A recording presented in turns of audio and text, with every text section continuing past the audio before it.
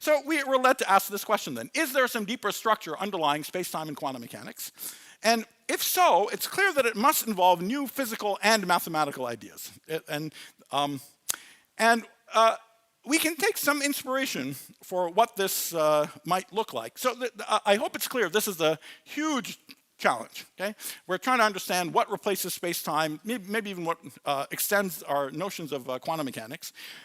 This is one of those questions that it sounds like a fascinating question to sort of think about, but not to get up in the morning and work on. And one of the, I think, most remarkable things about the period in the development of our field that we're in is that we're essentially at a point that you can get up in the morning and work on problems like this, or at least work on problems that are heading in this direction.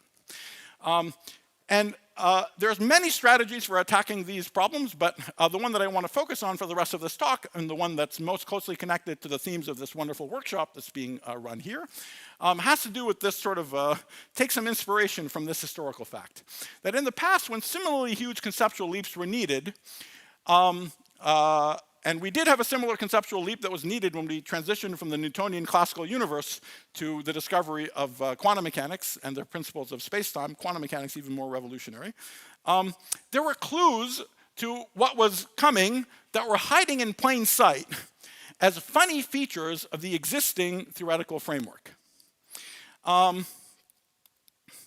Again, I'll be happy to give some historical examples of that if people ask later, but I want to just move to at least some of the funny features of the existing theoretical framework that seem to be related to the question of what replaces the notion of space-time. So let's talk about, from all of these highfalutin, airy-fairy philosophical discussion to something very concrete and directly relevant to observations.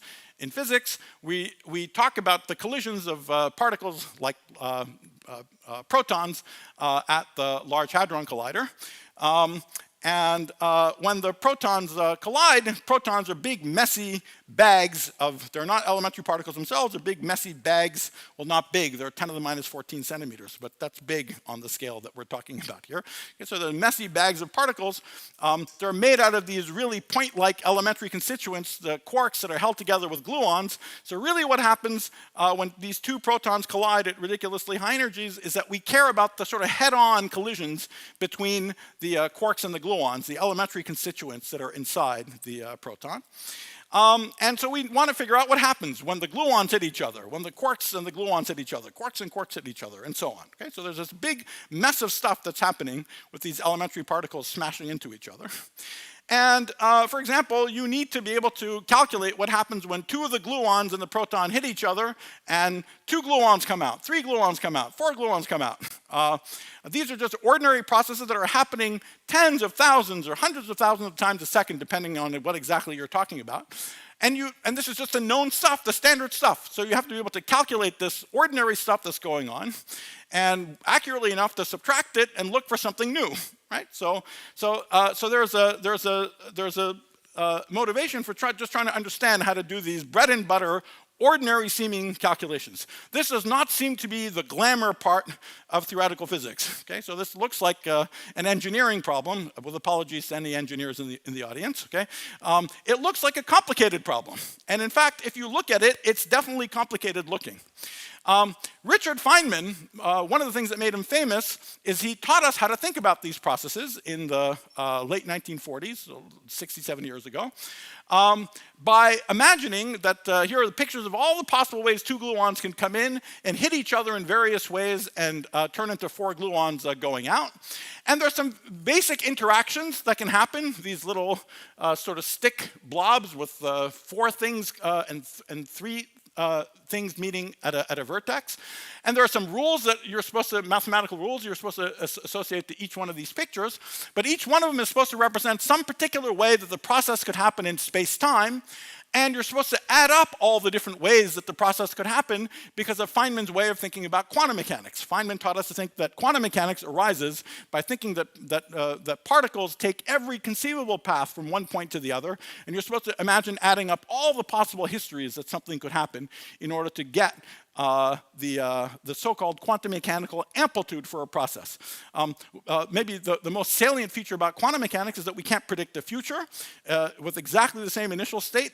Something different can happen every time you do the experiment over and over again, but you can predict the probability for any given final state. And in order to calculate that probability, you're supposed to sum up all these pictures and take the square of the answer at the end to get the probability. But anyway, so this is, again, in principle engineering. We've known how to do this for a long time, and it just looks complicated. And if you do it, it is complicated. Okay? So there's like 100 pages of very complicated looking algebra if you actually just do it from textbook ways of doing physics. Okay? So, and that's fine. Not every question has a simple answer, and part of the chauvinism of fundamental physics is to declare as interesting only those questions that have simple answers, and as engineering, those questions that don't. However, physics also has a wonderful way of rewarding morally good behavior. And people actually needed to do this calculation in order to, connect with the experimental program at colliders like the LHC. And a little over 30 years ago, they found something astonishing, that these hundreds and hundreds of pages of algebra, in some cases, actually collapsed to a single term. Okay? So this is completely nuts, that naively you would think, well, it's complicated. 2 things come in, 4 things go out. It can happen in zillions of ways. I got to add them all up. Of course it's complicated. I'm asking a complicated question, get a complicated answer. But when you actually do it and get to the bottom line, you find this sort of one-term formula. I'm not going to explain what these symbols mean now or maybe ever, but it should make you clear there's something going on. You see, Feynman's way of doing this physics makes the usual rules of space-time and quantum mechanics as manifest as possible. That's its raison d'etre. Okay, that's what made him justifiably famous. So you want to make the rules of space-time and quantum mechanics as manifest as possible. You'll get Feynman's pictures, and you will think that the answer looks like hundreds of pages of algebra, and yet it doesn't. It isn't. Okay? So there's some kind of new extraordinary structures that are lurking there, just hiding in plain sight under our noses. Not in some exotic speculative place, but in the behavior of completely conventional, ordinary physics. It's just that we're being invited to think about completely conventional, ordinary physics from a new point of view. And presumably from this point of view, the principles of space-time and quantum mechanics will not be the stars of the show. Some other ideas will be the stars of the show that will make the fact that these formulas are incredibly simple obvious. And perhaps if we understand what those principles are in a general enough setting, we'll begin to understand where space-time and quantum mechanics might actually come from. So that's the logic that's motivating this line of work. And again, there's lots of clues to this structure going back 30 years, 20 years, but there's a particular point of view and angle on it that's been pursued over the past decade or so that has begun to see the emergence of new structures in mathematics that seem to be deeply connected to these very basic physical questions. Again, I want to stress these things, they're not just relevant to the Large Hadron Collider, right? They happen all the time in the world around us when you look out the window, right? Essentially, everything that happens in the world is a concatenation over and over again of these basic elementary scattering processes happening over and over and over. So it's the most basic process in nature, and it's astonishing that the most basic process in nature seems to be governed by ridiculously complicated answers, which, however, have incredible simplicity and hidden structures underneath them. And what is it that makes it look complicated? Forcing it to look like it respects quantum mechanics and space-time. So what are we invited to do? Find some way of thinking about what the objects are from a different point of view. And so clearly, as I mentioned, there have to be some new physical and mathematical ideas involved. And the mathematical structures that are emerging are in very sort of interesting parts of mathematics that have not typically had any connection with physics, never mind connection with physics at such a basic level, in areas like combinatorics, number theory, and various aspects of algebraic geometry. And in various concrete examples, we can begin to see how the rules of space-time and quantum mechanics can actually come out of some more primitive structures. And so what I'm at least my own point of view about what's going on is that the string theorists have started telling us 20 years ago and are continuing to intensively study the sort of fascinating fact that quantum mechanical systems can in some cases give us space emergent from the strong quantum mechanical interactions of particles. But my own suspicion is that further in the future, we need to instead be looking like something like this. So you see here, there's an asymmetry. Quantum mechanics is sort of on top, is king, and space and gravity and so on emerge from it. Whereas, at least my own thought is that there is some more abstract set of ideas, and that we'll see quantum mechanics and space-time, not just emergent space, but space-time emerge together, joined at the hip inexorably.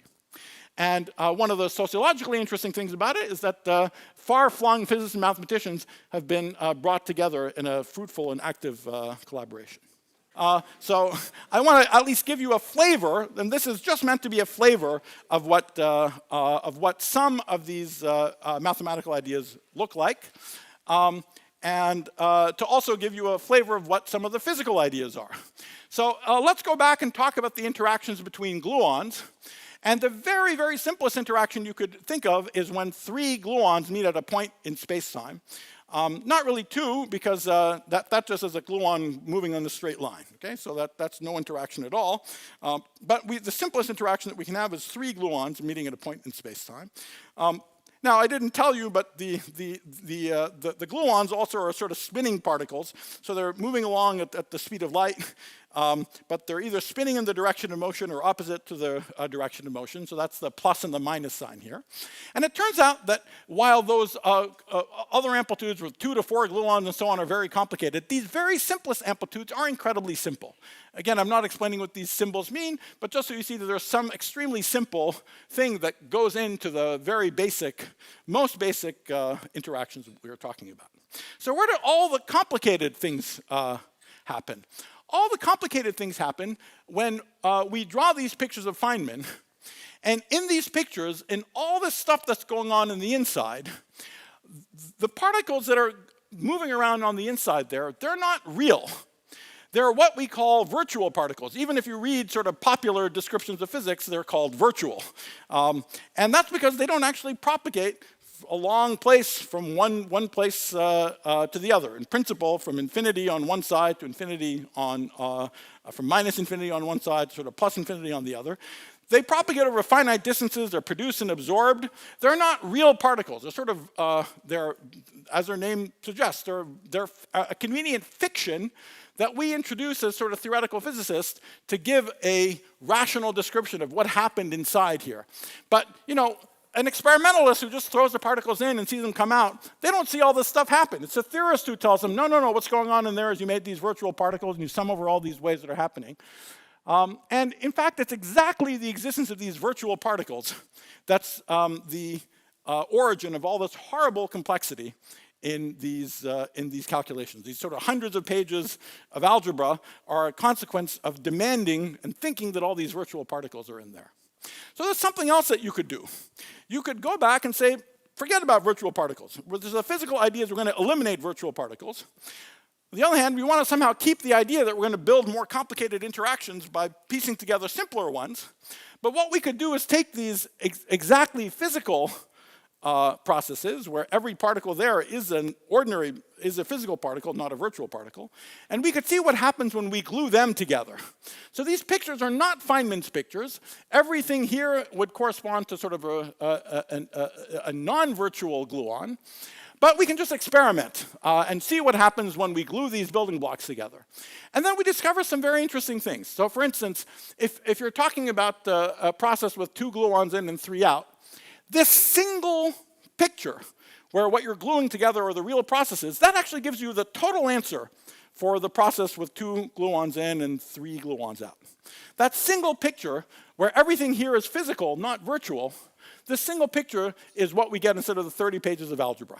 If we do the 2 in, 4 out, that's a little more complicated, but it's this funny picture, plus 2 more that look just like it, just sort of cycling these indices forward by 2. So it's 3 terms that add up to the correct answer instead of 100 pages of algebra. So that's very interesting, that once we decide, we banish this notion of, the notion of virtual particle. If we only allow ourselves to glue things together in this physical way, then we find these extremely simple representations of the actual answer.